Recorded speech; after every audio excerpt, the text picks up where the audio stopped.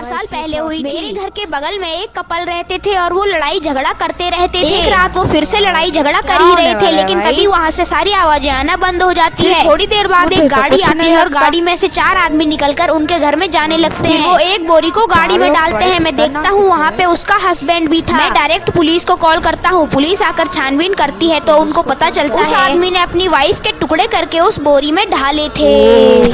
मेरे साथ mummy papa एक दोस्त की अंतिम यात्रा में गए थे। घर पर कोई नहीं था। मैं देर रात तक यूनिवर्सिटी के एडमिशन फॉर्म देख रही थी। करीब 2 बजे तक मैं पास की दुकान से कॉफी लेने गई। शायद लौटते वक्त दरवाजा लॉक करना भूल गई। कमरे में बिस्तर पर था, दरवाजा आधा खुला था। तभी मेन गेट की सेंसर लाइट जल उठी। क्या मम्मी पापा लौट आए? बाहर खांसने की आवाज आई, लेकिन वो मम्मी पापा जैसी नहीं थी। मैं चौकन्ना हो गई। दरवाजा बंद कर टेबल के नीचे छुप गई और पुलिस को कॉल कर दी। 10 मिनट बीते, पुलिस नहीं आई। डर से कांप रही थी। तभी फ्रिज खुलने की आवाज आई। कोई अंदर था। वो शख्स एक एक कर कमरों की तलाशी लेने लगा। मेरे कमरे तक आया, लेकिन दरवाजा नहीं खुला। फिर सब शांत हो गया, लेकिन कुछ ही देर में दरवाजा पीटने की आवाज आई। मैं पुलिस हूँ, खोलो। मैं रोने लगी, क्योंकि अगर असली पुलिस होती तो मेन गेट से आती, लेकिन कोई आवाज नहीं आई थी। वो दरवाजे का हैंडल घुमा रहा था। तभी सायरन बजा। मैंने खिड़की खोल मदद के लिए चिल्लाई। पुलिस और एम्बुलेंस आ पहुंचे, लेकिन वो आदमी नहीं मिला। मैंने सब बताया। फिर तलाशी में वो शख्स वॉशिंग मशीन में छुपा मिला। उसे गिरफ्तार किया गया। मुझे अस्पताल भेजा गया और तभी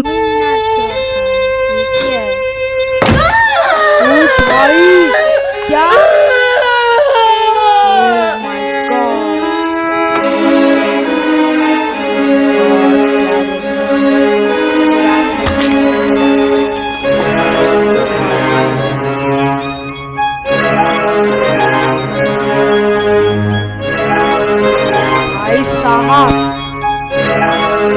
What is that?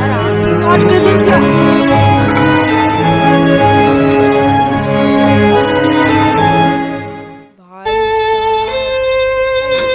भाई देखो, ये मुझे सबसे खतरनाक लगा, क्योंकि भाई साहब ऐसा कभी काट देखा है कभी?